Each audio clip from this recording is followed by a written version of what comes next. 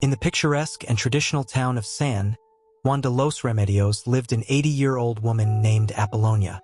Her adobe house with red tile roofs and climbed walls was the center of her world and a living testimony of the life she had built over the years. Over the years, Apollonia, a strong and determined woman, had raised 8 children practically alone after the death of her husband. All of her children had emigrated to the United States in search of a better life, and although the distance was great, the love that united them was even older. Apollonia's children sent money regularly to help her maintain her home and live comfortably.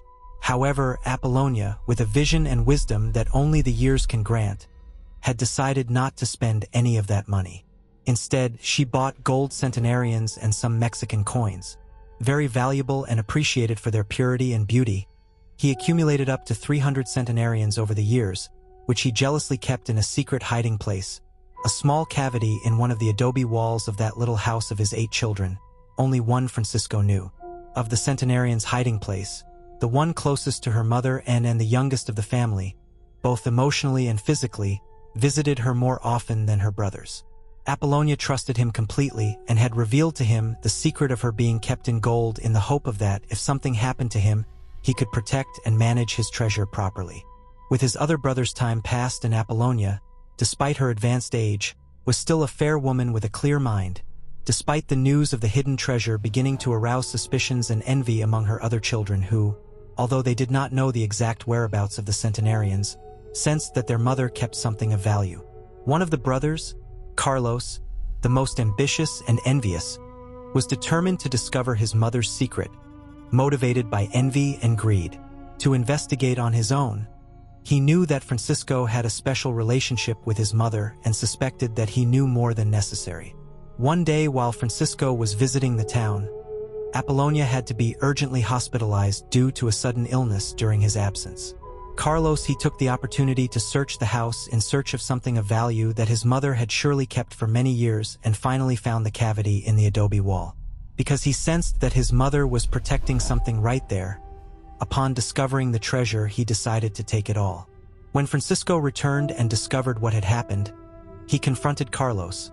The dispute between the brothers was intense, and the news of the disappearance of the centenarians would soon reach the ears of Mrs. Apollonia, despite her poor health. Apollonia returned home determined to recover what belonged to him and give a true lesson to those boys in a family reunion where everyone traveled and was with their mother summoned by Apollonia. The lady faced her children with implacable calm. With her firm voice and her eyes full of determination, she reminded them. The teachings and values that Apollonia had instilled in them revealed that the centenaries were not only a symbol of her effort and sacrifice, but also a legacy that she had planned to leave them to ensure their future more, and that they would come to Mexico to live. In reality, she did not buy the centenaries to treasure, but to return one day. It was always her husband's dream to buy and invest in a gold centenario, but he was no longer able to afford it.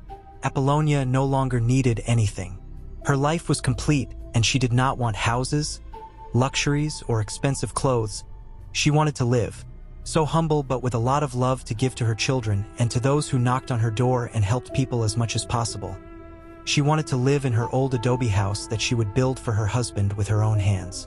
Carlos was embarrassed and repentant. He confessed his act and returned the centenaries in a briefcase. Apollonia, despite his pain, made a drastic decision. He declared that the centenaries were not only his legacy but a proof of the integrity of his children. In an act of justice and desperation, he decided to bury the centenarians in a secret place outside the house where only she would know the location. She told her children that she would only reveal the place when everyone will prove worthy of her trust and love. The incident brought the family together in a way that Apollonia's children had never imagined. They understood the true value of their mother's teachings and the importance of the roots and traditions that she had preserved with such care.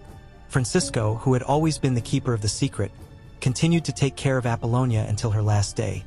But what they did not know is that she had another 70 centenarians stored in the roof tiles of her house, which she confessed the hiding place to her son Francisco, thanking him for being like her.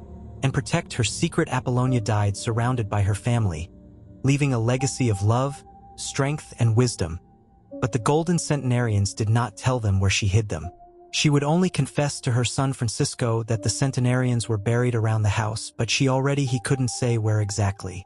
Since no one wanted that little house, Francisco kept it, and after a year wanting to do a small remodeling of the old little house, Francisco raised a slab from a patio thinking it was like a cistern or something like that, but it was the cover of his mother's 300 centenaries that were kept there that she had taken from her son Carlos, or rather that Carlos had stolen them from his mother Francisco, had the joy of keeping all these gold coins until now. This great story that tells us. Please send Georgina Mendez, granddaughter of Dona Poland. If you liked it, please give us a like and subscribe. See you soon.